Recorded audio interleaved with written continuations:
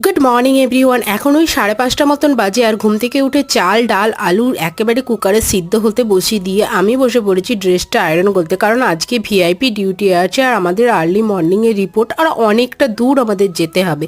এদিকে দেখো, আমি ব্লু ক্যাপ খুঁজতে এই গাড়ির ডিগিটা 5বার দেখে গেছি, শেষমেশ কিন্তু টুপিটা আমি এখান থেকেই পেয়েছি। অতি যত্ন সহকারে কোনো জিনিস রাখলে আমার এই অবস্থায় হয়। তারপর চট করে ভাত খেতে বসলাম, আর ভাতের জন্য ডাল সিদ্ধ আলু সিদ্ধ আর সব সবজি দিয়ে একটা ভাজা করেছিলাম। আর যেদিন যেদিন আমার সারা দিন এরকম রোদের ডিউটি থাকে গরমকালে, তো আমি ভাতে এরকম জল দিয়ে লেবু লিগড়ে খাই, এটা শরীরকে প্রচণ্ড পরিমাণে ঠান্ডা রাখে।